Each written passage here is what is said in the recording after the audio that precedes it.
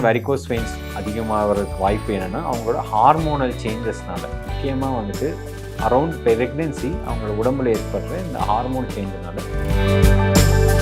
உங்கள் தொழில்முறையால் நீங்கள் ரொம்ப நேரம் நிற்க தேவைப்பட்டுச்சு அப்படின்னா ஒரே இடத்துல நிற்காமல் நீங்கள் கொஞ்சம் நடக்கலாம். நீங்கள் நடக்கும் போது என்ன ஆகும்னா உங்கள் கால் இருக்க தசைகள் வந்துட்டு கண்ட்ராக்ட் ஆகிறதுனால WHO ரெக்கமெண்ட் பண்ணுறதும் at least ½ an hour of physical activity on at least 5 days a week.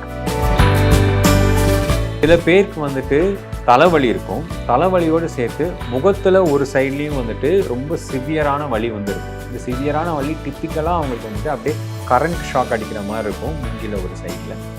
இது வந்துட்டு காலையில் வந்துட்டு அவங்க ஃபார் எக்ஸாம்பிள் ஏதாவது ஒரு குளிர்ச்சியான என்விரான்மெண்ட்டுக்கு எக்ஸ்போஸ் ஆனாங்க. அது எவ்வளோ சிம்பிளாக இருக்காங்கன்னா காலையில் எந்திரிச்சோடனே மூஞ்சிகள் வருதா கூட இருக்கும்.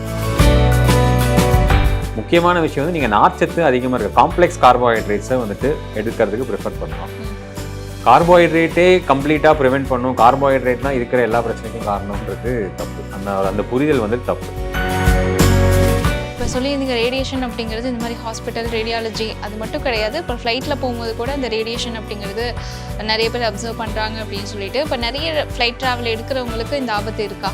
என்விரான்மெண்டல் ரேடியேஷனை விட நீங்கள் ஒரு ப்ரொசீஜரில் உங்களுக்கு வர ரேடியேஷன் கூட தான். பட் அது வந்துட்டு உங்களுக்கு ஒரு டிசீஸ் காஸ் பண்ணுற அளவுக்கு. வணக்கம் டாக்டர்.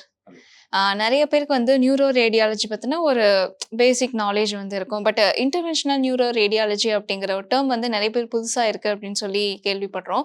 ஸோ அதை பற்றின ஒரு ப்ரீஃப் கிடைக்குமா? ஷுர். ஸோ ரேடியாலஜி அப்படின்றத பற்றி எல்லாருக்கும் தெரிஞ்சிருக்கும். ரேடியாலஜி அப்படின்னா வி ரீட் ஸ்கேன்ஸ் சம்மந்தமாக வந்துட்டு இருக்கிறது ரேடியாலஜி அப்படின்னு தெரியும். ஸோ அந்த ஸ்கேன்ஸ் வந்துட்டு ஒரு டிசீஸை வந்து ஒரு நோய் கூட்டு டயக்னோஸ் பண்ணுறதுக்காக யூஸ் பண்ணுறது. அதே சமயம் அதே மாதிரி இந்த இமேஜிங் எக்யூப்மெண்ட் எக்ஸ்ரேவோ இல்லை அல்ட்ராசவுண்டோ அதை வந்துட்டு நம்மளை யூஸ் பண்ணி நம்மளால் வந்துட்டு டிசீஸை ட்ரீட்டும் பண்ண முடியும். அதான் இன்டர்வென்ஷனல் ரேடியாலஜி. ஸோ இந்த இன்டர்வென்ஷனல் ரேடியாலஜின்ற சைஸ் ஸ்பெசிஃபிக்காக பிரெயின் அண்ட் ஸ்பைன் சம்மந்தமாக இருக்க வாஸ்குலர் அதாவது வந்துட்டு ரத்த நாளம் சம்மந்தமான ப்ராப்ளம்ஸை ட்ரீட் பண்ணுறது தான் இன்டர்வென்ஷனல் நியூரோ ரேடியாலஜி. ஸோ பேசிக்காக இதில் வந்துட்டு பிரெயின் மற்றும் ஸ்பைனில் வந்துட்டு இருக்கிற ரத்த நாளங்கள் சம்மந்தமான ப்ராப்ளம்ஸை நம்மளால் வந்து ட்ரீட் பண்ண முடியும். There are also few indications where we go beyond the blood vessels also. இப்போ பேசிக்காக வந்து ரேடியாலஜி அப்படின்னா வந்து நிறைய ரேடியேஷன்ஸ் வந்து அந்த பக்கம் பேஷண்ட்ஸ் போனாங்க அப்படின்னா உள்ளே போய் தான் ஆகணும் ட்ரீட்மெண்ட்டுக்காகட்டும் இல்லை ஒரு ஸ்கேன் எடுக்கணும் அப்படின்னா. ஸோ இந்த மாதிரி அதிக ரேடியேஷன் அப்படிங்கிறது பல சமயம் ஆபத்தாக முடியுமோ அப்படிங்கிற ஒரு கொஷின் மார்க் வந்து இருக்குது. ஸோ அதை பற்றி சொல்லுங்கள். ரேடியாலஜியில் not everything involves radiation. For example வந்துட்டு இப்போ எல்லா ஸ்கேன்லேயும் ரேடியேஷன் கிடையாது. சிடி ஸ்கேனில் ரேடியேஷன் இருக்குது, எக்ஸ்ரேல ரேடியேஷன் இருக்குது, எம்ஆர்ஐயில் ரேடியேஷன் கிடையாது, அல்ட்ராசவுண்ட்லேயும் ரேடியேஷன் கிடையாது. So let's keep the basics first. But interventional neuro ரேடியாலஜியில் வி யூஸ் எக்ஸ்ரேஸை யூஸ் பண்ணி தான் நம்ம வந்துட்டு பிரெயினோ இல்லை ஸ்பைனையோ பார்த்து ட்ரீட்மெண்ட்டை வந்து பண்ணுறோம். ஸோ இதில் வந்துட்டு டெஃபினட்டாக there is a component of radiation is there. But everywhere whenever interventional radiology or interventional cardiology, wherever we use x-rays for treatment, ALARA அப்படின்னு ஒரு பிரின்சிபல் இருக்கு, as low as reasonably achievable. So everybody takes all these precautions. We take these precautions for the patient, for the operator who is the doctor, as well as our assistants, the nurses and support staff. So அதனால வந்துட்டு இந்த மாதிரி ஒரு procedure பண்ணனால you will not be exposed to severe radiation which can actually cause problems. To put it in plain terms, even a flight travel actually gives you exposure to radiation. Okay. Yeah. So அதனால வந்துட்டு most of these procedures probably will give you the amount of radiation which you might get in a round trip flight to US. இப்போ சொல்லியிருந்தீங்க radiation அப்படிங்கிறது இந்த மாதிரி hospital radiology அது மட்டும் கிடையாது. இப்போ ஃப்ளைட்டில் போகும்போது கூட இந்த ரேடியேஷன் அப்படிங்கிறது நிறைய பேர் அப்சர்வ் பண்ணுறாங்க அப்படின்னு சொல்லிட்டு இப்போ நிறைய ஃப்ளைட் ட்ராவல் எடுக்கிறவங்களுக்கு இந்த ஆபத்து இருக்கா? இல்லை, இது இஸ் ரீடிங். அதாவது நான் சொன்னதை வந்துட்டு நீங்கள் கொஞ்சம் திருச்சி அண்டர்ஸ்டாண்ட் பண்ணிட்டீங்கன்னு நினைக்கிறேன். அதனால ஃப்ளைட் ட்ராவலே பண்ணக்கூடாதுன்னு சொல்லி அந்த மாதிரி ஒரு தமிழில் போட்டுறாதீங்க. அப்படி இல்லை நான் சொல்ல வந்தது. ஸோ இதனால வர சின்ன அமௌண்ட் ஆஃப் ரேடியேஷனாலும் நம்ம பயந்துக்கணும்னு அவசியம் இல்லை. ஏன்னா நம்ம என்விரான்மெண்டல்லே ரேடியேஷன் வந்துட்டு ரொம்ப லோ டோஸில் வந்துட்டு இருக்குது. ஸோ அதனால் வந்துட்டு அஃப்கோர்ஸ் என்விரான்மெண்டல் ரேடியேஷனை விட நீங்கள் ஒரு ப்ரொசீஜரில் உங்களுக்கு வர ரேடியேஷன் கூட தான். பட் அது வந்துட்டு உங்களுக்கு ஒரு டிசீஸ் காஸ் பண்ணுற அளவுக்கு சிவியர் ரேடியேஷன் கிடையாது. இன்ஃபேக்ட் அப்போ பேஷண்ட்ஸ்க்கு ரேடியேஷனாக டெய்லி ஒரு பேஷண்ட்க்கு ரேடியேஷன், நாங்கள் ஒரு 4-5 பேஷண்ட் ஒரே நாளில் வந்துட்டு ப்ரொசீஜர்ஸ் பண்ணுவோம். So we get more radiation. So obviously so அதனால இட் இஸ் வித் ப்ரொடெக்ஷன் தான். அதனால வந்துட்டு இதனால there is no increased risk. அதை தான் நான் சொல்ல வரேன். இப்போ நீங்கள் வந்து ஸ்பெசிஃபிக்காக வந்து மூளை ஸ்பெயின் அப்படிங்கிற ஒரு விஷயம் சொல்கிறதுனால கேட்குறேன். இப்போ மூளையில் வந்து நிறைய இந்த ரத்த நாளங்களில் வீக்கம் அப்படிங்கிற விஷயம் கேள்விப்படுறோம். ஸோ அது வந்து எந்த அளவுக்கு கேர்ஃபுல்லாக வந்து ட்ரீட் பண்ணணும் அப்படின்னு நினைக்கிறீங்க? மூளையில் இருக்கிற வீக்கம், அதாவது வந்துட்டு அனியூரிசம் அப்படின்றது சொல்லுவோம். இதில் வந்து என்ன ஆகுது அப்படின்னா, மூளையில் போகிற ரத்த நாளத்தில் ஒரு இடத்துல நீங்கள் சொன்ன மாதிரி வீக்கம் வரதுனால அந்த இடத்துல வந்துட்டு ஸ்லோவாக அப்படியே வந்து ஒரு பலூன் மாதிரி வந்துட்டு அப்படியே வந்துட்டு ஊதிரும். சில சமயம் வந்துட்டு இப்போ இந்த சைக்கிள் டியூப்பில் கூட பார்ப்பீங்க. சைக்கிள் டியூப்பில் வந்து எங்கேயாவது வீக்கம் இருந்துச்சு அப்படின்னா ஒரு பக்கம் மட்டும் ஊதிரும். அது மாதிரி அண்டர்ஸ்டாண்ட் பண்ணிக்கலாம் நம்ம. ஸோ அப்போ வந்துட்டு என்ன ஆகும், ஓரளவுக்கு வரைக்கும் ஓகேயா இருக்கும். காற்று கொஞ்சம் போக போக போக அதாவது வந்துட்டு அது அந்த அனியூரிசம் இன்னும் பெருசாக பெருசாக வெடிச்சிடும். ப்ரெஷர் தாங்க முடியாமல் வெடிக்கலாம். சைஸ் மட்டும் இல்லை, சில சமயம் வந்துட்டு நம்மளோட பிளட் ப்ரெஷர் அதிகமாக இருந்தாலும் இந்த மாதிரி வந்துட்டு வெடிச்சிடலாம். ஸ்ட்ரெஸ்ஸான சுச்சுவேஷன்லையும் வந்து வெடிக்கலாம். இதுதான் இதில் ப்ராப்ளம், இந்த அனியூரிசம்ன்ற ப்ராப்ளம். ஓகே. ஸோ இது வந்து ப்ரிவென்ட் பண்ணுறதுக்கு ஏதாவது வழிமுறைகள் இருக்கா? இல்லை வந்ததுக்கப்புறம் வந்து எப்படி ஒரு பேஷண்ட் வந்து ட்ரீட் பண்ணணும்? ப்ரிவென்ஷன் நம்ம எந்த ஒரு நோய் கூற்று டிசீஸோட ப்ரிவென்ஷன் பார்த்தாலுமே அதோட காரணம் என்ன, ரீசன் என்னன்றது தெரியணும். ஸோ அனியூரிசம் பொறுத்த வரைக்கும் வந்து நமக்கு வந்துட்டு மாடிஃபைபிள் ரிஸ்க் ஃபேக்டர், நான் மாடிஃபைபிள் ரிஸ்க் ஃபேக்டர்னு இருக்குது. இப்போ நான் மாடிஃபைபிள் ரிஸ்க் ஃபேக்டர் அப்படின்னா உங்கள் குடும்பத்தில் யாருக்காவது வந்து அனியூரிசம் இருந்துச்சு அப்படின்னா உங்களுக்கு வந்து அனியூரிசம் வர்றதுக்கான வாய்ப்பு வந்துட்டு ஸ்லைட்டாக கொஞ்சம் அதிகமாக இருக்கும். சில மரபணு நோய்கள், ஜெனட்டிக் டிசீசஸில் வந்துட்டு அனியூரிசம் வர்றதுக்கான வாய்ப்பு கொஞ்சம் அதிகமாக இருக்கும். அதே மாதிரி இன் கம்பேரிசன் மென்னை விட விமென்க்கு அனியூரிசம் இன்சிடென்ட்ஸு ஸ்லைட்லி மோர். அதே மாதிரி ரேஸ், அதாவது வந்துட்டு சில நாட்டவர்கள், ஃபார் எக்ஸாம்பிள் வந்து ஜப்பான், ஃபின்லேண்ட் அந்த மாதிரி நாட்டில் இருக்கவங்களுக்கு அனியூரிசம் ரிஸ்க் வந்துட்டு அவங்களோட உடல் தன்மையால் கொஞ்சம் அதிகமாகவே வந்து இருக்கும். இதெல்லாம் நான் மாடிஃபைபிள், நம்மளால் மாற்ற முடியாத ரிஸ்க் ஃபேக்டர்ஸ். இப்போ ப்ரிவென்ஷனில் முக்கியமாக நமக்கு தேவை மாற்றக்கூடிய ரிஸ்க் ஃபேக்டர்ஸ். ஸோ மாற்றக்கூடிய ரிஸ்க் ஃபேக்டர் வந்து என்னென்னா ஹைப்பர் டென்ஷன், ரத்த அழுத்தம். ரொம்ப ரத்த அழுத்தம் இருந்துச்சுன்னா அதை வந்துட்டு நீங்கள் குறைக்கிறதுக்கான ஸ்ட்ராட்டஜிஸ் வரணும். அதோட ரத்த அழுத்தத்தை ப்ரிவெண்ட் பண்ணுறதுக்கான ஸ்ட்ராட்டஜிஸை நம்ம யோசிக்கணும். அதுக்கு அடுத்து முக்கியமான காரணம் வந்துட்டு ஸ்மோக்கிங், புகைப்பிடித்தல். புகைப்பிடித்தல் இருந்தால் அது வந்து அனியூரிசமை காஸ் பண்ணும். ஸோ அதனால் வந்துட்டு தட் கேன் பி அவாய்டு. அதுக்கப்புறமா அத்திரோஸ்க்ளீரோசிஸ், அதாவது வந்துட்டு ரத்த நாளங்களில் இந்த கொழுப்படைப்பு ஏற்படுதுன்றதை நம்ம கேள்விப்பட்டிருக்கோம். இப்போ ஹார்ட்டில் அந்த மாதிரி கொழுப்படைப்பு ஏற்பட்டால் அதனால் ஹார்ட் அட்டாக் வருது. பிரெயினில் அந்த மாதிரி கொழுப்படைப்பு ஏற்பட்டால் ஸ்ட்ரோக் வரலாம். காலில் அந்த மாதிரி கொழுப்படைப்பு ஏற்பட்டால் சில பேருக்கு டயபெட்டிஸ் இருக்கவங்க ஸ்பெசிஃபிக்காக வந்துட்டு காலில் அவங்களுக்கு ஆறாத புண்ணு இருக்கும், அந்த மாதிரி ப்ராப்ளம்ஸ் வரலாம். இதே கொழுப்படைப்பு இந்த ரத்த நாளத்தையும் வந்துட்டு வீக் ஆக்கலாம். வீக் ஆக்கிறதுனால அவங்களுக்கு அனியூரிசமும் வந்து வரலாம். ஸோ இந்த ஸ்மோக்கிங் பண்ணாமல் இருக்கிறது, நல்ல உடற்பயிற்சி பண்ணி கரெக்டான உணவு முறைகளை அணுகி இந்த அத்திரோஸ்க்ளீரோசிஸ் அண்ட் ஹைப்பர் டென்ஷன் அப்படிங்கிற ப்ராப்ளமை ப்ரிவென்ட் பண்ணுறது, ஒரு ஹெல்த்தி வெயிட் மெயின்டைன் பண்ணுறது, இதெல்லாம் பண்ணி நம்மளால் அனியூரிசம் ப்ராப்ளம் வராமல் ப்ரிவெண்ட் பண்ண முடியும். அதே மாதிரி வந்து ஃபுட் ஹேபிட்ஸும் வந்து சொல்லியிருந்தீங்க. என்ன மாதிரியான ஃபுட் அப்படின்னு சொல்லி ஸ்பெசிஃபிக்காக எதுவும் இருக்கா? இல்லை என்ன மாதிரியான ஃபுட் நீங்கள் ஆஸ் அ டாக்டராக ப்ரிஃபர் பண்ணுவீங்க? அனியூரிசமை ப்ரிவெண்ட் பண்ணுறதுக்கு ஸ்பெசிஃபிக் ஃபுட் ஐட்டம்ஸ்னு எதுவும் கிடையாது. Okay. In general good health maintain பண்ணுறதுக்கான ஃபுட் ஐட்டம்ஸ் வந்து நம்ம in general good health maintain பண்ணுற ஃபுட் ஐட்டம்ஸ் என்னென்னா நார்ச்சத்து, ஃபைபர் அதிகமாக இருக்குது, இது வேணும். புரதச்சத்து, ப்ரோட்டீன் வந்துட்டு நம்ம அதிகமாக வந்துட்டு எடுத்துக்கணும். மாவுச்சத்து, கார்போஹைட்ரேட்ஸும் நமக்கு தேவை தான். எல்லோரும் வந்துட்டு இப்போ ரீசெண்டாக சோஷியல் மீடியாவில் பார்த்தீங்கன்னா கார்போஹைட்ரேட்ஸை கம்ப்ளீட்டாக வில்லனைஸ் பண்ணிட்டாங்க. கார்போஹைட்ரேட்னாவே ஒரு வில்லன், கார்போஹைட்ரேட் இல்லாமல் வந்து இருக்கணும், low corp diet, zero corp diet. அரிசி வகை உணவுகள் சொல்கிறீங்க? ஆமாம், எனி மாவுச்சத்து, கோதுமையாக இருக்கலாம், அரிசியாக இருக்கலாம், இல்லைனா வந்துட்டு ஸோ முக்கியமான விஷயம் வந்து நீங்கள் நார்ச்சத்து அதிகமாக இருக்க காம்ப்ளெக்ஸ் கார்போஹைட்ரேட்ஸை வந்துட்டு எடுக்கிறதுக்கு ப்ரிஃபர் பண்ணலாம். கார்போஹைட்ரேட்டே கம்ப்ளீட்டாக ப்ரிவெண்ட் பண்ணும், கார்போஹைட்ரேட் தான் இருக்கிற எல்லா பிரச்சனைக்கும் காரணம்ன்றது தப்பு. அந்த புரிதல் வந்து தப்பு. ஒரு பேலன்ஸ்டு டயட் வந்து இருக்கணும். ஸோ பேலன்ஸ் டயட்டில் புரதச்சத்தும் இருக்கணும், நார்ச்சத்தும் இருக்கணும், மாவுச்சத்து கார்போஹைட்ரேட்ஸும் இருக்கணும். At the same time some amount of good fat is also important.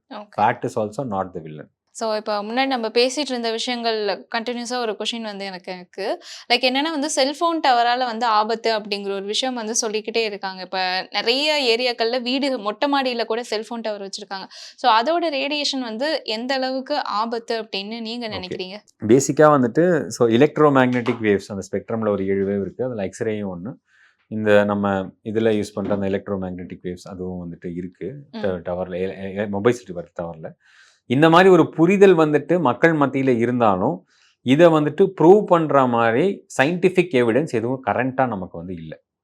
Scientific இப்போ வந்துட்டு செல்ஃபோன் டவர்க்குனால வந்து நம்ம எக்ஸ்போஸ் ஆகிறதுனால நம்ம வந்துட்டு நமக்கு வந்துட்டு இந்த ஒரு நோய் கூற்று அதிகமாக வருது, மூளையில் கட்டி அதிகமாக வருதுன்றத பின் பாயிண்ட்டாக சொல்கிற மாதிரி சயின்டிஃபிக் எவிடன்ஸ் கரண்ட்டாக இல்லை.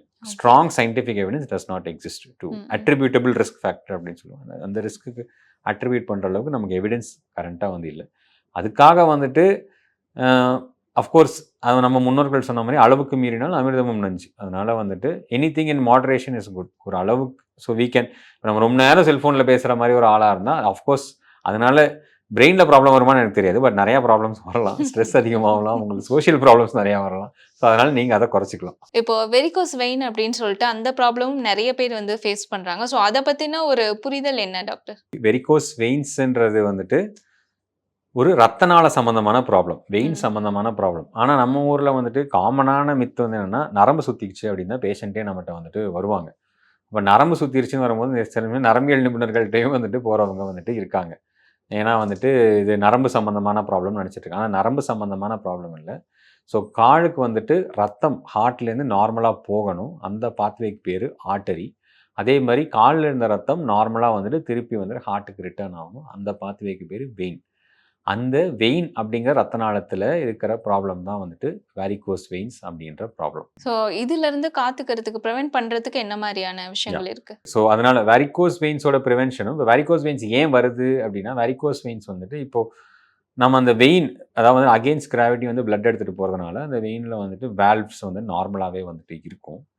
அது வந்துட்டு ஸோ அந்த வேல்வுலார் டேமேஜ் ஏதாவது ஒரு காரணத்தினால வந்து அந்த வேல்வுகள் டேமேஜ் ஆச்சுன்னா அது மாதிரி வந்து வேரிகோஸ் வெயின்ஸ் வந்துட்டு காமனாக வந்துட்டு வரும். முக்கியமாக வந்துட்டு இது வந்துட்டு ரொம்ப நேரம் நிற்கிற மாதிரி தொழில்முறைகளில் இருக்கிறவங்களுக்கு வரும். ஃபார் எக்ஸாம்பிள் ஒரு கடை வச்சுருக்கவர்களாக இருக்கலாம், போலீஸ்மேனாக இருக்கலாம், டீச்சர்ஸாக இருக்கலாம், ஏன் even doctors keep standing for long time அவங்களுக்குலாம் வந்துட்டு இந்த வெரிகோஸ் வெயின்ஸ் வர்றதுக்கான வாய்ப்பு வந்து இருக்குது. அகெயின் ஸ்மோக்கர்ஸ்க்கு வந்துட்டு வெரிகோஸ் வெயின்ஸ் கொஞ்சம் அதிகமாகவே வந்துட்டு வரலாம். உடல் பருமன், உடல் எடை அதிகமாக இருக்கிறவங்களுக்கு வெரிகோஸ் வெயின்ஸ் வர்றதுக்கான வாய்ப்பு வந்துட்டு அதிகமாக இருக்கும். பெண்களில் சில பேருக்கு வெரிகோஸ் வெயின்ஸ் அதிகமாகிறதுக்கு வாய்ப்பு என்னென்னா அவங்களோட ஹார்மோனல் சேஞ்சஸ்னால, முக்கியமாக வந்துட்டு அரவுண்ட் ப்ரெக்னென்சி அவங்களோட உடம்புல ஏற்படுற இந்த ஹார்மோன் சேஞ்சினால சில பேருக்கு வந்துட்டு வெரிகோஸ் வெயின்ஸ் வர்றதுக்கான வாய்ப்பு உண்டு. ஸோ அப்போது இந்த வெரிகோஸ் வெயின்ஸை எப்படி நம்ம ப்ரிவெண்ட் பண்ணலாம் அப்படின்னா ஒரு ஆக்டிவான லைஃப் ஸ்டைல் வச்சாலே வெரிகோஸ் வெயின்ஸை நல்லா ப்ரிவெண்ட் பண்ணலாம். ஸோ ஃபார் எக்ஸாம்பிள் ஒரு ஹெல்த்தி வெயிட் மெயின்டைன் பண்ணுறது, ரொம்ப நேரம் உங்கள் தொழில்முறையால் நீங்கள் ரொம்ப நேரம் நிற்க தேவைப்பட்டுச்சு அப்படின்னா ஒரே இடத்துல நிற்காமல் நீங்கள் கொஞ்சம் நடக்கலாம். நீங்கள் நடக்கும் போது என்ன ஆகும்னா உங்கள் காலில் இருக்க தசைகள் வந்துட்டு கண்ட்ராக்ட் ஆகிறதுனால காலில் இருந்து பிளட் வந்துட்டு ஈஸியாக எம்டி ஆகும். ஸோ அதனாலேயும் வந்து வேரிகோஸ் வெயின்ஸை வந்து நம்மளால் வந்துட்டு ப்ரிவெண்ட் பண்ண முடியும். உங்களுக்கு பிடிச்ச ஸ்போர்ட்டோ இல்லை எந்த மாதிரியான ஒரு ஃபிசிக்கல் ஆக்டிவிட்டியை எடுத்துக்கிறது வேரிகோஸ் வெயின்ஸ் மட்டும் இல்லை, பல நோய் கூற்றுகள்லேருந்து உங்களை வந்துட்டு அதை வந்துட்டு காக்கும். ஒரு regular physical activity is protective for atherosclerosis. நம்ம ஆல்ரெடி பேசின அந்த ரத்த நாளங்கள் வர கொழுப்படைப்பு, இந்த வெரிகோஸ் வெயின்ஸ் மாதிரி ப்ராப்ளம், ப்ளஸ் வந்துட்டு உங்களோட பிபியை குறைக்கிறதுக்கு, உங்களோட கார்டியாக் ரிசர்வை வந்துட்டு இம்ப்ரூவ் பண்ணுறதுக்கு. நிறைய பேர் ஆல்ரெடி நீங்கள் படிச்சிருப்பீங்க இல்லை கேட்டிருப்பீங்க, எக்ஸசைஸில் வந்துட்டு என்டார்ஃபின்ஸ் அப்படின்ற ஒரு வகையான ஹார்மோன்ஸ் வந்துட்டு சுரக்கும். அந்த endorphins will keep you feel better. உங்களை ஒரு நல்ல ஃபீல் கொடுக்கும். ஸ்ட்ரெஸ்ஸை குறைக்கிறதுக்கு இது எல்லாத்துக்குமே வந்துட்டு regular physical activity is very very important.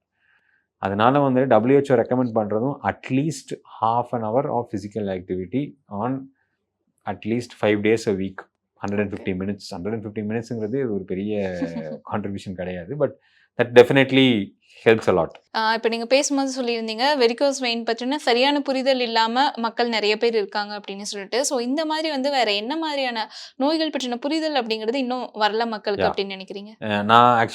நான் இந்த இன்டர்வியூவில் நான் சொல்லணும்னு நினச்ச ஒரு விஷயம் வந்துட்டு என்னென்னா இந்த ட்ரைஜெமினல் நியூரால்ஜியா அப்படின்ற ஒரு ப்ராப்ளம் பற்றி நான் டிஸ்கஸ் பண்ண நினச்சேன். இது என்னென்னா சில பேருக்கு வந்துட்டு தலைவலி இருக்கும், தலைவலியோடு சேர்த்து முகத்தில் ஒரு சைட்லேயும் வந்துட்டு ரொம்ப சிவியரான வலி வந்து இருக்கும். இந்த சிவியரான வலி டிப்பிக்கலாக அவங்களுக்கு வந்துட்டு அப்படியே கரண்ட் ஷாக் அடிக்கிற மாதிரி இருக்கும் மூஞ்சியில் ஒரு சைடில்.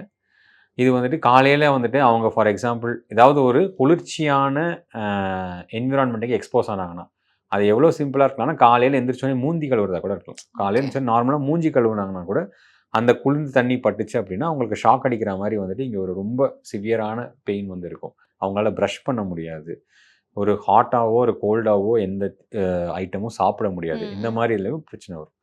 ஸோ இதில் வந்து நிறைய பேர் வந்துட்டு இது நிறைய காரணங்கள் இருக்கலாம். நான் வந்துட்டு ட்ரைஜெமினல் நியூராலஜியா மட்டும் தான் இது எல்லாத்துக்குமே காரணம்னு சொல்ல வரல. பட் நிறைய பேர் ஃபர்ஸ்ட் நமக்கு தோன்றது வந்துட்டு பல் வலியா இருக்கலாம், ம். பல்ல ஏதாவது ப்ராப்ளமா இருக்கலாம்னு சொல்லிட்டு நீங்க கரெக்ட். ஒரு பல் நிபுணரை போய் பார்ப்பீங்க. பல் நார்மலா இருந்துச்சு அப்படின்னா, அது இந்த மாதிரி ட்ரைஜெமினல் நியூராலஜியா அப்படின்ற ப்ராப்ளமா இருக்கலாம். ஓகே. ஸோ அதுக்கு வந்து நீங்க ஒரு நரம்பியல் நிபுணர், ஒரு நியூராலஜிஸ்ட்டையோ, ஒரு நியூரோ இன்டர்வென்ஷனிஸ்ட்டையோ பார்க்கறது தான் உகந்ததா இருக்கும். அந்த நரம்பியல் நிபுணர் உங்கள பார்த்து, அதுக்கு தேவையான ஸ்கேன் பண்ணி, இது ட்ரைஜெமினல் நியூராலஜியாவா? இல்லையா? அப்படின்றத கண்டுபிடிப்பாங்க.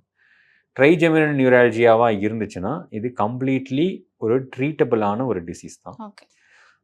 ஒரு சிக்னிஃபிகன்ட் நம்பர் ஆஃப் ட்ரைஜெமினல் நியூராலஜியாவ வெறும் மருந்து மாத்திரை குடுத்தே நம்மளால வந்து ட்ரீட் பண்ணிட முடியும்.